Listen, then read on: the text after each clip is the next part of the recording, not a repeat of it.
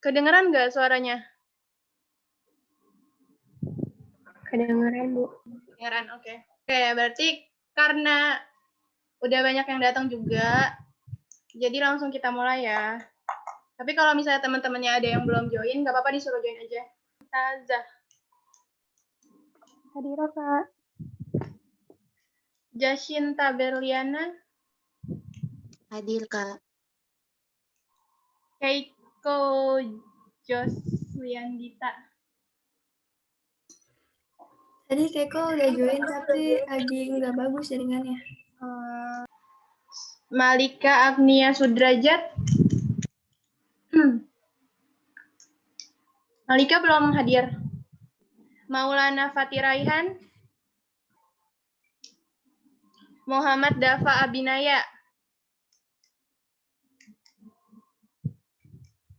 Belum juga. Muhammad Alauddin Ahnaf. Belum juga. Belum ada. Muhammad Bilal Akmal. Hadir, Kak, Bu. Muhammad Iqbal Ilham. Hadir, Kak. Oke. Nadia Husna Maulida. Hadira. Saya, Bu. Najla Nur Khalisyah Jinan. Hadir, Kak. Oke. Nafilah Korota Ayun. Hadira, Kak. Nurmala Salsabila. Hadira, Kak. Rangga Cesariano Eka Perdana. Rangga belum datang. Belum join. Belum join. Raina Ataira. Hadiro, Kak. Hadiro, Kak. Rifki Hilal Kan. Hadir, Kak. Safira Hoirunisa. Shanas Renata Pasya. Hadir, Kak. Lanjut ya. Sofi Syamsunarindonya. Oke, Koji hadir. Oke, Syafira Ramadana. Udah belum? Hadir, Kak. Udah. Hadir, Kak. Syifa Fauzia. Hadir. Talita Salwa. Hadir. Zulfa Lailatul Mahmuda. Oke, udah kelihatan belum? Udah, Kak. Oke. Kita mulai ya. Assalamualaikum warahmatullahi wabarakatuh. Waalaikumsalam. Waalaikumsalam warahmatullahi wabarakatuh. Oke, perkenalkan nama saya Afifah Jihan Fadila. Saya dari mahasiswi FKIP UHAMKA Pendidikan Biologi yang akan menggantikan Bu Is sementara untuk mengajar biologi di kelas 11 IPA 2. Nah, karena kemarin saya sudah diskusi dengan Bu Is, katanya kelas 11 IPA 2 udah pernah dijelasin ya sistem akresi. Udah pernah dijelasin kan? Dikasih PPT, Kak. Oke, berarti udah pada bisa ya? Maksudnya udah pada ngerti ya? Udah pada paham nih, udah pada tahu sistem akresi itu apa? Siapa yang, ada nggak yang mau membantu saya menjelaskan apa itu sistem akresi? Saya, Kak. Siapa tuh? Mukanya nggak kelihatan nih. Coba mukanya. Fahmi, Kak. Oke, Fahmi. Silakan. Ya. Apa itu sistem akresi? Sistem akresi merupakan proses pengeluaran zat-zat sisa metabolisme yang sudah tidak digunakan oleh tubuh. Oke. Ada lagi nggak yang mau jawab? Ada lagi? Apa sih sistem akresi itu? Nggak ada? Oke. Jadi, Fahmi betul ya? Sistem akresi adalah sistem organ yang berfungsi untuk mengeluarkan zat sisa metabolisme. Jadi, zat-zat sisa yang sudah tidak digunakan lagi itu dikeluarkan melalui sistem akresi. Kalau misalnya membahas sistem ekskresi itu, ada dua lagi nih kata-katanya, yaitu sekresi dan defekasi. Siapa yang tahu sekresi itu apa? Ayo yang tahu boleh jawab.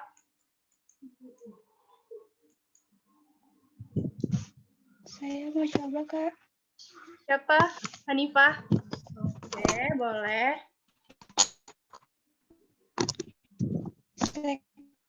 Sekresi itu sistem organ yang berfungsi untuk mengeluarkan zat-zat yang masih diperlukan oleh tubuh. Iya. Kalau defekasi mau dijawab juga atau? Oke. Kalau defekasi, siapa yang tahu defekasi itu apa? Aku, Kak. Siapa tuh? Jasinta. Oke, Jacinta. Apa itu Defekasi itu adalah proses pengeluaran sisa-sisa pencernaan yang tidak mengalami pencernaan, atau juga zat berupa feses yang dikeluarkan melalui anus. Oke. Udah pada jelas belum maksudnya dari sekresi dan defekasi? Yaudah deh, aku mau ngasih contoh nih. Sekresi itu adalah pengeluaran zat-zat yang masih dibutuhkan tubuh. Contohnya seperti enzim, hormon, dan juga air liur. Kalau defekasi itu adalah pengeluaran zat sisa pencernaan makanan dari anus, berarti udah jelas kan maksudnya, yaitu feses. Jadi BAB itu merupakan defekasi, bukan ekskresi. Paham? Paham nggak sampai sini? Paham. Oke, lanjut ya. Nah, sekarang kita akan mempelajari organ-organ ekskresi. Organ ekskresi itu cuma ada 4. Yang pertama ada ginjal, kulit, paru-paru, dan hati. Yang pertama kita akan membahas ginjal. Ginjal itu berfungsi untuk menyaring darah, menjaga tekanan osmosis darah, menjaga pH darah, dan juga menghasilkan urin. Nah, kita ini memiliki ginjal sepasang di rongga perut di bagian pinggang. Lalu, di sini ada gambar ginjal, anatomi ginjal. Jadi, ginjal itu bagian-bagiannya yang pertama itu ada korteks. Korteks ini yang di bagian luar. Lalu ada medula, medula yang bagian dalamnya. Kemudian ada renal pelvis. Kemudian ada renal pelvis dan juga ada saluran ureter. Nah, ginjal ini, nah terus renal pelvis ini untuk mengumpulkan urin dan kemudian akan disalurkan menuju saluran ureter. Lalu di bagian korteksnya ada lalu di bagian korteksnya ada jutaan nefron atau unit penyaring yang akan berfungsi untuk memproduksi urin. Nah, ini nefron ginjal. Nefron ginjal yang di bawah ini, dia ini memiliki beberapa bagian. Yang pertama, di sini nih, yang merah-merah jaring-jaring ini, itu namanya glomerulus. Kelihatan nggak kursornya?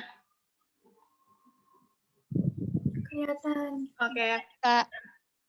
Oke, jadi yang jaring-jaring merah ini namanya glomerulus. Kemudian yang bagian bawah seperti mangkok ini namanya kapsul Bowman atau kapsula Bowman. Kemudian ada tubulus contortus proximal yang melengkung di lengkung Henle, dan kemudian ada tubulus contortus collectivus yang berfungsi untuk mengumpulkan urin sebelum dikeluarkan. Nah, ada yang ini nih proses pembentukan urin itu ada 3. Yang pertama filtrasi, reabsorpsi, augmentasi. Udah pada pernah dengar belum sebelumnya? Apa itu filtrasi, reabsorpsi, dan augmentasi? Udah pernah? Sudah sedikit lupa. Iya, sudah pernah. Siapa yang mau bantu saya jelasin apa itu filtrasi terlepas dari adanya catatan di PPT? Filtrasi itu apa? Siapa yang mau bantu saya untuk jelasin? Saya Kak mau jelasin. Oke, siapa itu? Keiko Kak. Iko, oke. Kalau filtrasi itu proses penyaringannya. Kalau reabsorpsi itu proses penyerapan kembali zat-zatnya gitu. Kalau augmentasi itu proses pengeluaran zat-zat yang udah nggak kepakainya lagi, Kak. Oke. Siapa lagi yang mau selain Kiko? Ada lagi nggak?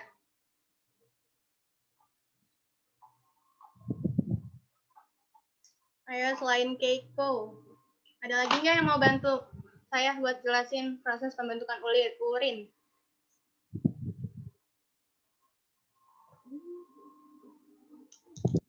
Nggak ada. Oke, berarti ya yang dibilang sama Keiko atau yang dijelasin sama Keiko tadi udah betul. Yang pertama itu ada filtrasi.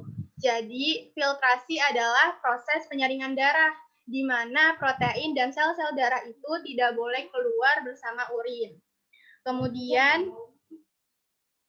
prosesnya ini terjadi di glomerulus, nih yang tadi jaring-jaring merah. Yang dihasilkan adalah urin primer.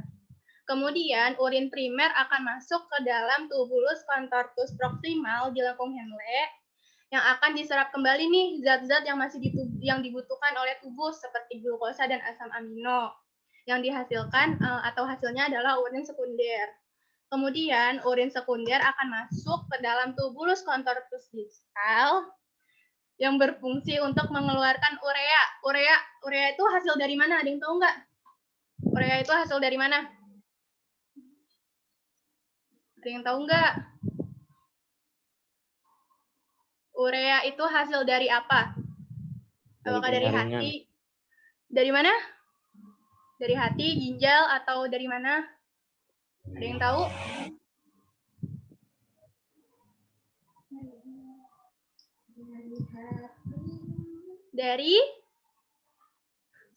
Dari urea itu sumbernya dari hati. Jadi di augmentasi ini adanya pengeluaran zat-zat seperti urea, amonia, keratin, garam, dan vitamin serta racun yang terjadi di tubulus contortus distal. Hasilnya adalah urin sesungguhnya. Paham? Udah paham belum sampai sini proses pembentukan urin? Paham. Ada yang mau ditanyain? Ada yang mau ditanyain? Belum ada, Kak. Oke, jadi setelah urin-urin sesungguhnya ini dikumpulkan di tubulus colectivus, maka selanjutnya akan dikeluarkan melalui saluran ureter. Nah, selanjutnya itu ada kulit. Produk ekskresi dari kulit itu adalah keringat. Nah, kulit ini memiliki lapisan-lapisan lagi di dalamnya, seperti epidermis, dermis, dan hipodermis. Di sini ada gambaran dari struktur kulit. Yang pertama ada stratum corneum, yaitu lapisan kulit mati yang selalu terkikis. Kemudian ada lapisan lucidum, yaitu yang terjadi saat keratinisasi dan terlihat jelas di telapak tangan dan di telapak kaki juga. Lalu yang ketiga ada stratum granulosum. Ini itu tersusun atas keratinosit yang bermigrasi dari lapisan spinosum. Kemudian ada stratum spinosum yang terdiri atas keratinosit yang mensintesis protein keratin. Dan juga yang terakhir ada stratum germanitivum atau stratum basal yang disebut sebagai sel induk epidermis karena senantiasa membelah. Kemudian ada paru-paru. Yang kita tahu, paru-paru ini merupakan salah satu organ respirasi juga atau organ pernapasan. Nah, fungsinya itu menghirup oksigen. Menghirup oksigen itu untuk menghasilkan energi. Paru-paru juga berfungsi sebagai sistem ekskresi, yaitu mengeluarkan CO2 dan H2O. CO2 itu karbon dioksida dan juga uap air yang dihasilkan pada saat bernafas. Saya cukup sampai di sini. Mohon maaf apabila ada salah-salah kata dan kurang lebihnya mohon maaf. Tetap semangat belajarnya, tetap jaga kesehatan dan juga jangan lupa dikerjakan tugasnya. Wassalamualaikum warahmatullahi wabarakatuh.